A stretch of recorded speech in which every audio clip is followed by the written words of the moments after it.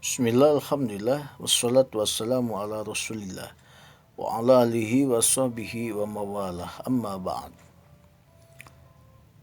Hadirin yang kami hormati,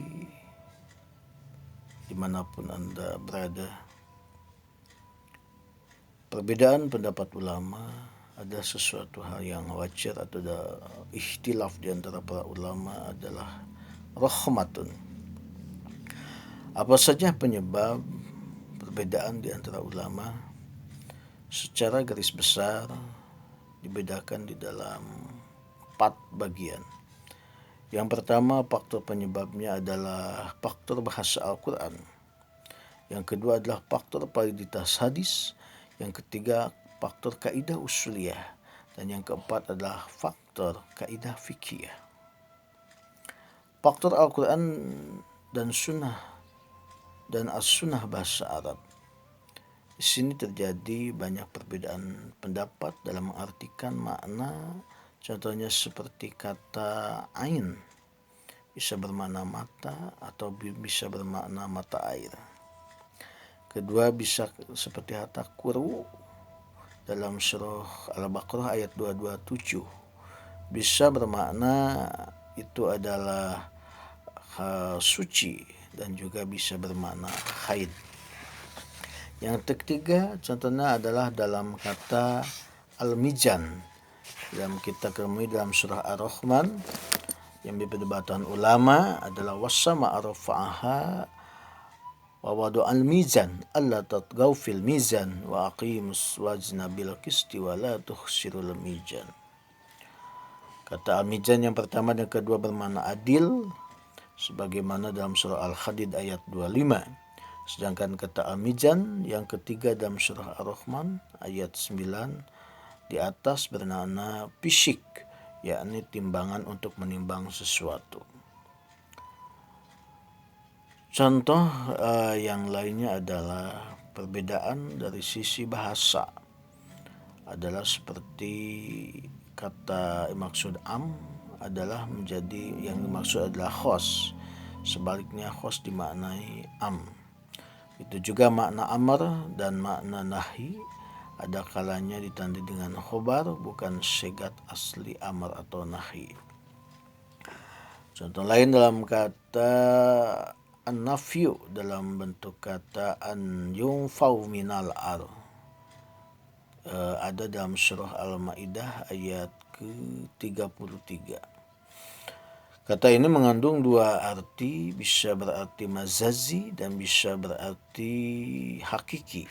Jumhur fuqaha berpendapat bahwa yang dimaksud dengan kalimat ayun fau minal ar adalah dikeluarkan dari pemukiman bumi. Sedangkan ulama Hanafiyah berpendapat lain, bahwa kalimat tersebut tidak dimaksudkan secara hakiki akan tetapi adalah mazazi. Dengan demikian, Hanafiyah menafsirkan kalimat itu adalah penjara. Sebab kalau ditafsirkan secara hakiki itu berarti hukuman mati, sedangkan hukuman mati telah ada ketentuannya. Nah, problematika kebahasan ini pada akhirnya melahirkan dua aliran. Yaitu pertama adalah aliran Ahnaf Abu Hanifah dan yang kedua adalah mutakallimun, yakni golongan As-Syafi'iyah. Kedua aliran ini berbeda satu sama lainnya dalam memahami Al-Quran dari segi pendekatan bahasa. Menurut aliran Al-Ahnaf, cara memahami teks Al-Quran dan Sunnah dapat dilihat dua dilalah, yakni dilalatul lafdi dan dilalah ghair lafdi. Adapun pembagian dilalah lafdi adalah bermacam-macam dan banyak bagiannya. Hadirin yang kami hormati, untuk selanjutnya perbedaan pendapat ini adalah banyak faktor lainnya. Seperti halnya yang kedua adalah faktor validitas hadis. Kenapa faktor validitas hadis bisa menjadi hal yang menjadikan ikhtilaf? Faktor kesahihan hadis, baik di segi penerimaan sampai tidaknya, dan perbedaan dalam menilai periwayatan hadis, itu menjadi salah satu penyebab ikhtilaf. Dari segi penerimaan hadis ya semua sahabat menerima hadis. Ada yang banyak menerima hadisnya karena ikut hadir dalam majelis Nabi, dan ada pula yang menerima hadis sedikit karena para sahabat tersebut jarang hadir di majelis Rasul karena urusan lain.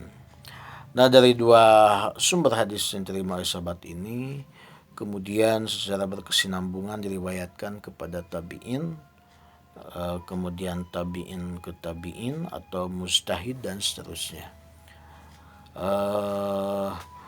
Hadis yang tidak sampai ke mujtahid, baik karena faktor jauhnya tempat atau generasi, mereka menggali hukumnya berdasarkan zahir ayat. Istinbab, istishab, kaidah asal sesuatu adalah bebas dan tidak ada beban, atau dengan berijtihad. Sebaiknya hadis yang sampai ke para mujtahid, mereka pun berselisih tentang kebenaran sanad sampai ke Rasulullah karena celak perawi atau terputusnya sanad. Selain itu para ulama berselisih pula tentang makna matan dan dilalah hadis seperti kata al-mukhabarah, kemudian al-muhaqalah, dan dalam menafsirkannya. Contoh tentang perbedaan dalam menerima hadis antara Ibnu Umar dan Aisyah tentang wanita mandi junub. Sebagaimana Syekh Muhammad Al-Madani dalam pandangan Ibnu Umar, wanita yang junub mandinya harus membuka sanggulnya. Padahal Aisyah pernah mandi dengan Rasulullah dengan menyiram rambutnya. Contoh di segi sanad adalah seperti hadis yang dijadikan dasar oleh Imam Asy-Syafi'i tentang wajibnya membaca Fatihah bagi makmum dalam sholat.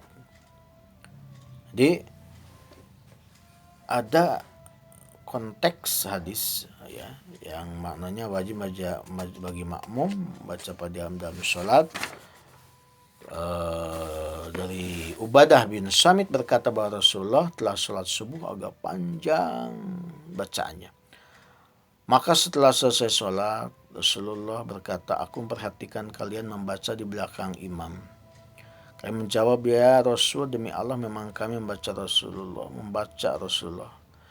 Janganlah, kata Rasul, janganlah kalian membaca kecuali Ummul Quran ataupun Al-Fatihah. Ya, berarti kita dalam sholat yang dibaca adalah Al-Fatihah saja ketika jadi makmum. Karena sesungguhnya tidak sholat seseorang yang tidak membacanya. Jadi Fatihah itu hukumnya wajib. Ya. Dalam pandangan Ibnu Qudamah dalam kitabnya Al-Mughni menyatakan bahwa hadis Ubadah ini tidak ada yang meriwayatkannya kecuali Ibnu Ishaq dan Nafi bin Mahmud bin Arabi. Sedangkan Ibnu Ishaq adalah mudallis dan Nafi lebih rendah lagi keadaannya dari Ibnu Ishaq. Itu yang kedua, faktor validitas. Jadi kita harus melihat bagaimana hadis itu derajatnya, sohihannya. Ya, tidak sembarangan kita untuk mengambil hadis mana saja. Teliti dulu kebenarannya. Yang kedua, faktor kaidah usuliyah. Sebagai konsekuensi logis dari perbedaan faktor bahasa yang digunakan oleh masing-masing mazhab,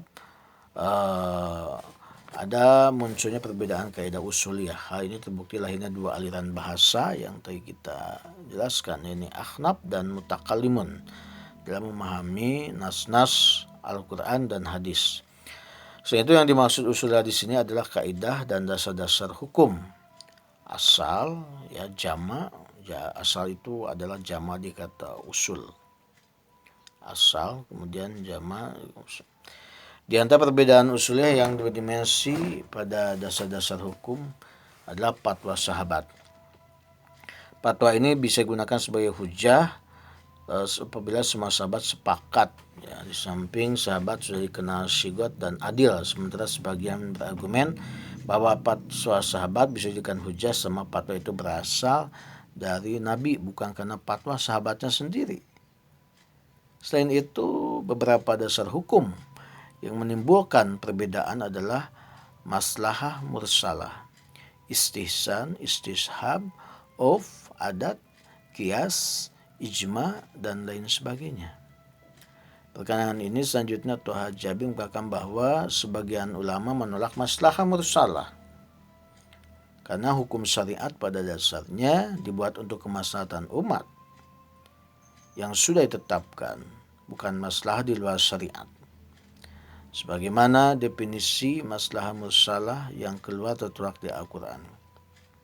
Sementara ulama lainnya menerima maslahah mursalah karena Al-Quran sendiri tidak terdapat ayat menolak kehadiran maslahah ini. Sementara dasar hukum lainnya pembahasannya bisa ditemukan dalam buku usul fikih. Selanjutnya perbedaan lain dari sisi makna kaidah usul dalam kajian bahasa diantaranya istisna, terutama istisna yang mengiringi beberapa kalimat yang mengenai kata sambung. Apakah pengucapan itu dari keseluruhan sebagian kalimat atau bagian yang terakhir? Contoh kita bisa lihat dalam ayat walladzina yarmuna al-muhsanat tsumma lam yathubu bi arba'ati syuhada fajliduhum jaldatan wala taqtulu samaniyata jaldah. Nah, jadi memahami ayat di sini para mujtahid bagi 4 golongan. Yang pertama, satu pendapat bahwa istisna hanya berhubungan dengan bagian terakhir, sehingga yang dikecualikan hanyalah sebutan pasek. Pasek aja bagi melakukannya. Bagi mereka yang bertobat, ini pendapat Abu Hanifah dan pengikutnya. Kedua, pendapat kedua mengatakan bahwa istisna itu berhubungan dengan semua bagian yang disambung dengan huruf sambung, kecuali terdapat petunjuk yang tidak menghubungkannya. Nah, di atas petunjuk tidak berhubungan istisna dengan bagian yang pertama, yaitu tuntutan dicambuk. Maka yang dikecualikan adalah sebutan pasek yang tidak menerima kesaksiannya dengan sebab tobat. Yang ketiga, penghususan. Setelah jumlah yang ditetapkan, maka pengecualian itu dikembalikan kepada keseluruhan. Demikian yang diungkapkan Imam Asy-Syafi'i, Maliki, dan Ahmad bin Hanbal dengan alasan bahwa jumlah jika diatapkan maka ia menjadi jumlah. Kaidahnya al-istisna ba'da jumalil muta'atifati ya'udu ilal jam'i. Pengecualian setelah jumlah-jumlah yang diatapkan maka ia kembali kepada keseluruhan itu. Yang keempat, pendapat ketiga mengatakan bahwa tawakuf sampai terdapat korena, karena ayat tersebut berstatus mujmal yang memerlukan penjelasan. Nah, berdasarkan ragamnya pendapat tentang istisna dalam memahami surah An-Nur ayat 24 dan 25, dapat ditarik benang merahnya bahwa bagi yang berpendapat istisna itu kembali kepada jumlah terakhir saja, maka bila orang itu telah bertobat, maka tidak lagi dinyatakan fasik dan tetap harus dikenakan dera serta belum bisa dijadikan saksi. Adapun pendapat kedua yang menyatakan bahwa istisna kembali kepada semuanya, orang yang sudah bertobat itu tidak dinyatakan fasik dan juga dikembalikan haknya sebagai saksi, tetapi masih tetap dihukum dera, karena hukuman dera ini menyangkut hak adami yang tidak bisa dibatalkan atau digugurkan karena ia sudah bertobat. Itu yang ketiga adalah terdapat perbedaan kaidah usuliyah. Yang keempat adalah faktor kaidah fikih. Perbedaan dalam faktor kaidah fikih adalah masing-masing madhab memiliki kaidah tersendiri, satu dengan lainnya berbeda. Kemudian pengaruh kaidah fikih ini cukup signifikan terhadap aspek fikih lainnya karena setiap macam fikih memiliki kaidah tersebut. Karena itu perbedaan akibat berbedanya kaidah fikih adalah wajar dan alamiah. Kaidah fikih dibentuk dengan cara berpikir deduktif dan dibentuk atas persoalan-persoalan yang diselesaikan dengan dalil yang berbeda. Kemudian hasil berpikir deduktif digeneralisir untuk diterapkan pada persoalan baru yang berada di bawah cakupannya. Jadi prinsip dalam kaidah fikih adalah aglabiyah, aksariyah, atau pada umumnya berbeda dengan kaidah usul fikih yang dibentuk berdasarkan bahasa Al-Quran. Kaidah fikih tersebut berdasar pada perbuatan mukallaf. Jadi itu sangat-sangat berbeda. Salah satu perbedaan menggunakan kaidah di antara mazhab Syafi'i dengan mazhab Hanafi, seperti contoh mazhab Syafi'i menggunakan kaidah fikih al-aslu fil asya'i al-ibaha hatta yadullu ad-dalilu ala tahrim. Sesuatu boleh sehingga terdapat dalil yang mengharamkannya. Itu kaidah fikih as-Syafi'iyah. Kemudian mazhab Hanafi menggunakan kaidah fikih yang berlainan dengan mazhab Syafi'i. Al-aslu fil asya at-tahrim hatta yadullu dalil alal ibahah. Sesuatu adalah haram sehingga ada dalil yang menunjukkan kebolehannya. Itu sangat kontradiktif kan? Kemudian pendapat yang kedua kaidah yang berbeda ini jelas menimbulkan pemahaman dan produk hukum yang berbeda pula. Bagi mazhab Syafi'i, asal hukum sesuatu ada dibolehkan untuk dikerjakan sehingga ada dalil yang jelas untuk melarangnya. Sesuatu di sini adalah segala hukum yang belum ditetapkan oleh Al-Quran ataupun hadis. Sementara mazhab Hanafi pendapat bahwa asal hukum adalah haram sehingga ada dalil yang membolehkannya. Ini jelas kebalikan dari mazhab Syafi'i. Hadirin yang berbahagia, kaidah fikih lain menimbulkan perbedaan pemahaman hukum syariat antara mazhab Syafi'i dan Abu Hanifah, sebagaimana Syihabuddin Muhammad dalam kitab Takhrijul Furu' alal Usul mengatakan kaidah asal hukum syariat adalah ta'abudi, ibadah, yang berbunyi al-aslu fil ahkami syar'iyyati ta'abudi. Sementara Ibu Hanifah menyatakan bahwa asal hukum syariat adalah ilat dengan kaidah aslu fil ahkami as-syar'iyyah. Nah, dengan asal hukum atau kembali asal sesuatu adalah boleh sehingga ditemukan dalil yang mencegahnya. Jadi dua mazhab yang berbeda sehingga menimbulkan perbedaan di antara kepada penafsiran hukumnya. Kemudian berbeda lagi, ada satu ulama lagi yakni dia mencegah al-aslu fil asya'il hibahah hatta yujadu dalilul mani. Persoalan lain yang masih debatable antara mazhab adalah tempat niat. Sementara kita ada tempat niat di mana sih seharusnya gitu loh. Meskipun hakikat niat adalah dalam hati, menurut pendapat lain niat adalah di hati dan beriringan perbuatan. Akibat perbedaan tersebut ulama terbagi dua. Ulama yang mengatakan bahwa niat cukup dalam hati dan ada ulama yang menyatakan bahwa niat harus diucapkan dengan lisan. Di antara dobit bagian di kaidah fikih tentang niat adalah bila berbeda antara yang diucapkan dengan yang ada di hati, yang jadi pegangan adalah yang ada di dalam hati. Kemudian apabila dalam hati itu bermaksud wudu, tetapi yang diucapkan oleh lisan adalah mendinginkan anggota badan, maka wudu tersebut adalah yang sah. Kemudian bila dalam hati maksud salat duhur, tetapi dalam lisan mengatakan salat asar, yang sah adalah salat apa? Salat duhur. Dalam hati berniat haji tapi yang ucapkan adalah umroh, yang sah adalah haji.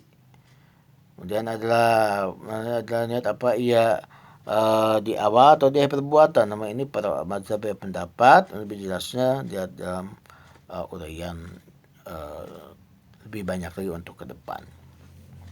Dan demikian dapat disebutkan bahwa sebab ikhtilaf pada dasarnya berfokus pada persoalan nas, kemudian dari faktor bahasa ini lain akhirnya menyebabkan ikhtilaf baik dari segi usul, dasar hukum dan kaidah usul ataupun kaidah fikih. Adapun materi fikih yang menjadi persoalan ikhtilaf para fuqaha sebagian besar adalah ayat-ayat hukum. Abdul Wahab telah membuat klasifikasi jumlah ayat hukum tapi belum dirinci. Itulah 4 hal ini penyebab faktor perbedaan ikhtilaf para ulama. Yang pertama adalah faktor nas Al-Quran ataupun bahasa. Yang kedua validitas hadis. Yang ketiga ada perbedaan kaidah usuliyah. Dan keempatnya adalah kaidah-kaidah fikih. Sekian dari kami. Sekian dari saya, mohon maaf atas kekurangannya, bermanfaat. Wassalamualaikum warahmatullahi wabarakatuh.